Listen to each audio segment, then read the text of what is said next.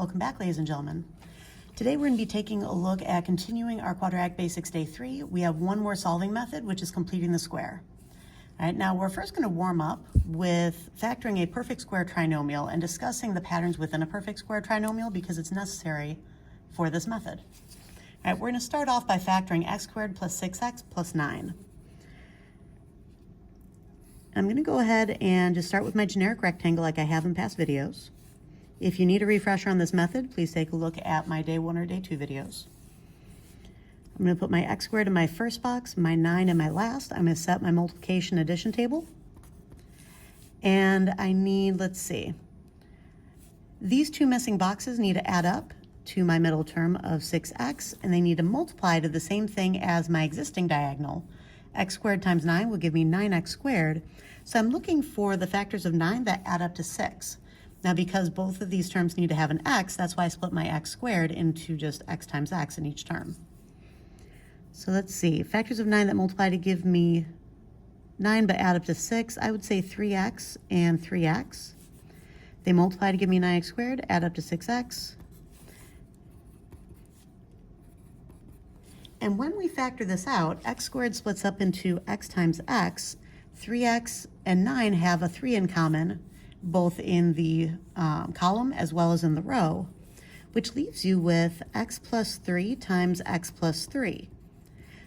Now what I want you to notice is that you have identical factors here, which means that you can write this as x plus 3 quantity squared because anything times itself can be written as squared.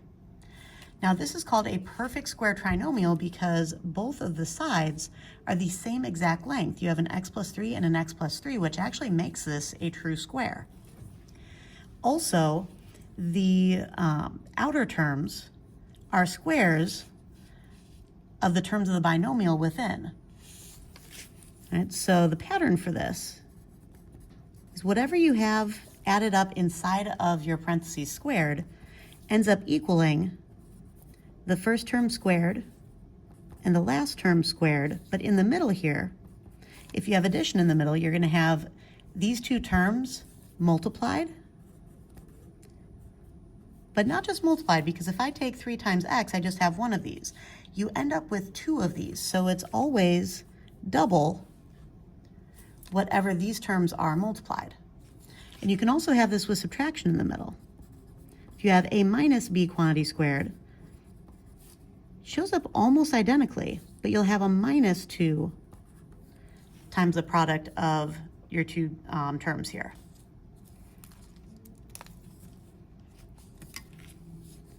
Right, so if we take the square root of each of these terms,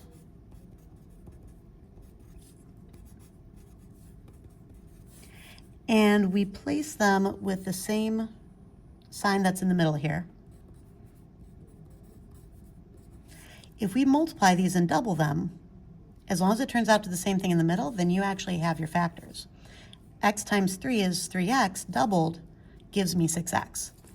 Right, so that's how you can recognize one of these. Now we're actually going to use this backwards to do what we call completing the square, which means we're actually completing one of these perfect square trinomials and forcing our factoring into one of these scenarios. Because if you have parentheses squared, you can undo the squared with square root and it actually simplifies your solving method. All right, so the first thing I like to do when I'm completing the square is I like to subtract whatever my c term, my term without x, is from both sides.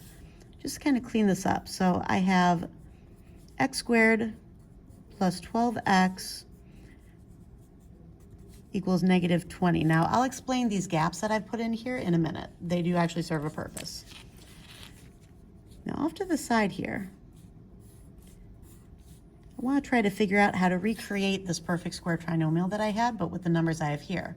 So if I have x squared right here, in order to have a perfect square trinomial, I need identical like terms right here. Now, if I cut 12x in half, I would have 6x and 6x. Now, I'm still missing this number, and that's actually what I'm looking for when I'm completing the square. I'm trying to literally complete the generic rectangle as a true square. And for these to work so far, I would need x and x. I would need the number in front of x to pull up to the top on each of these. And if I multiply these, that actually tells me that this square right here needs to be 36 for this to be a perfect square trinomial. And that's why I left the blanks here. The goal of completing the square is to write a perfect square trinomial that you can then factor. And all the messy stuff kind of happens on the other side of the equal sign. So I'm going to write plus 36 on both sides. What you do to one side of an equation, you must do to the other, which is why I'm doing plus 36 on both sides. This still keeps it equal, but on this side now, I have a trinomial that I can factor as x plus 6 quantity squared and set it equal to just a number over here on this other side. Negative 20 plus 36 leaves me with 16. And from here, it's actually fairly easy to go ahead and finish doing my solving. The opposite of squared is square root.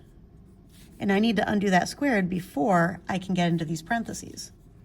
So I have x plus 6 equals, now when you take the square root on both sides of an equation, I could have had 4 times 4 to get positive 16, or I could have had negative 4 times negative 4 to get positive 16. I don't know which one I actually need, so I have to write both, which is why you end up with this plus minus sign with whatever your square root turns out to be. And that generates 2 different equations. Just so you know, this plus minus sign is the reason that the quadratic formula has both plus and minus within it. All right, so I have x plus 6 equals negative 4. I also need to keep in mind that x plus 6 could equal positive 4. And then when I subtract 6 on both sides, I get x equals negative 10. Subtract 6 on both sides here, I get x equals negative 2.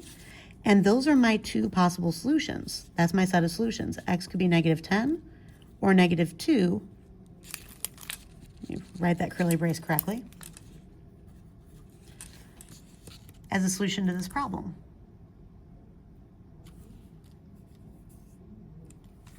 And these are my 2 x-intercepts, basically.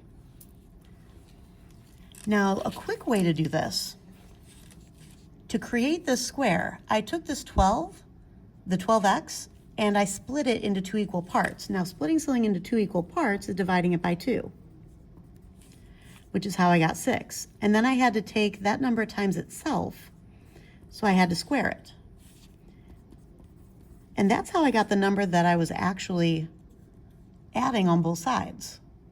This pattern will always work because it's what you would be doing physically in this perfect square. So from here on out, we're actually just going to follow this work, but this is why it works. All right. So let's try this next one.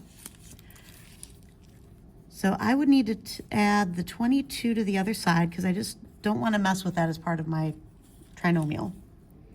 So I'm just going to get it out of the way for right now.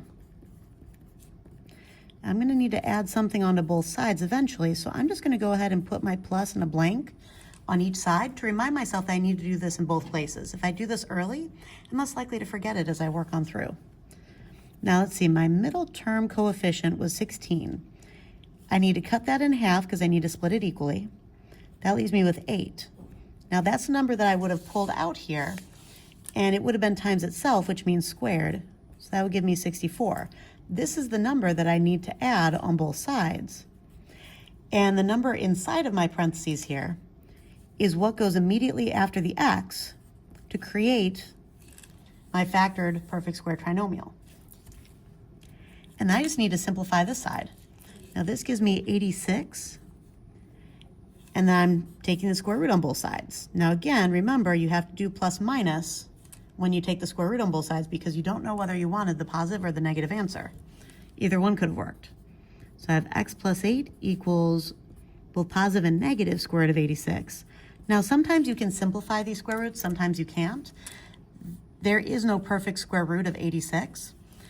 And 86 divided by 2, since it's even, would give me 43. 43 is a prime number. There's no way to factor this further or to simplify the radical. So we're just going to leave it as square root of 86 because why do more work than you have to? And I'm going to subtract my 8 from both sides, and this means that I could have had negative 8 minus square root of 86.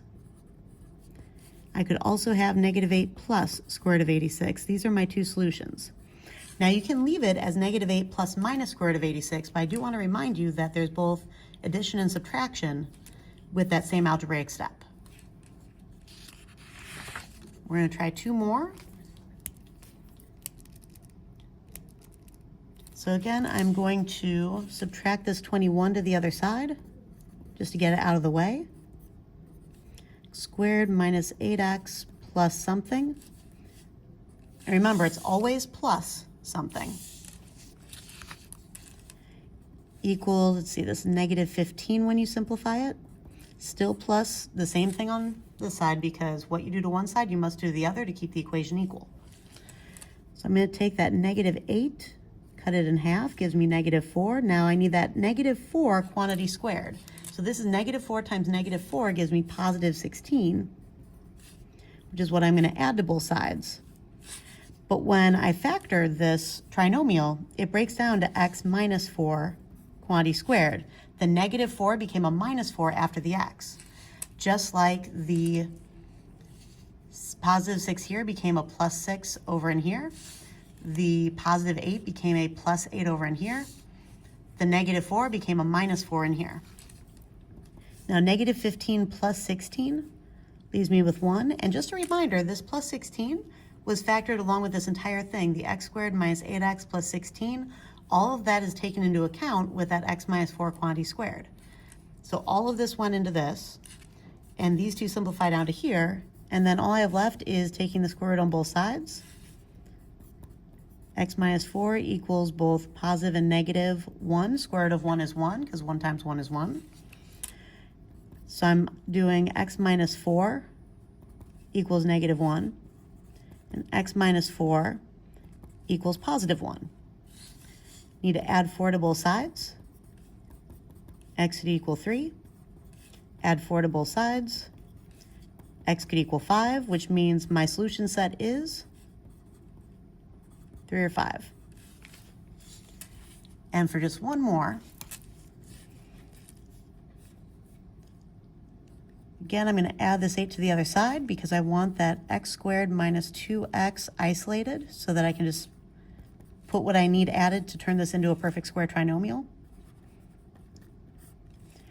And then over here, I'm going to take my number in front of x, so negative 2. I'm always cutting it in half, which gives me negative 1. Quantity squared, which is 1. So I'm adding 1 to both sides.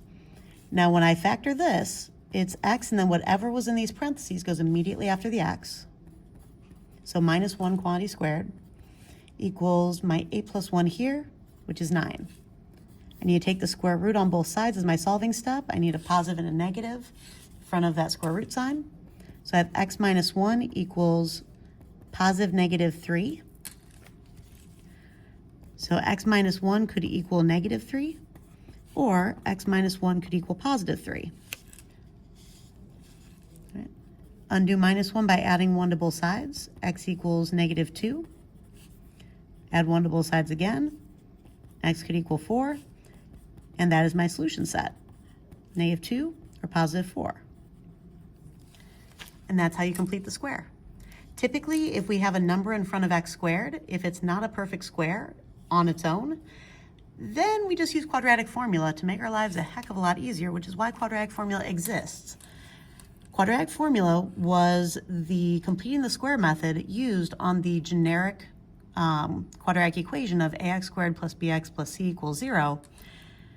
Completing the square method was used on that, and that's what generated quadratic formula. That's why we know that we can trust it. Right? But when you have just x squared, sometimes this is easier than going through quadratic formula, and it'll work every time just like quadratic formula will. All right? I'll see you in class.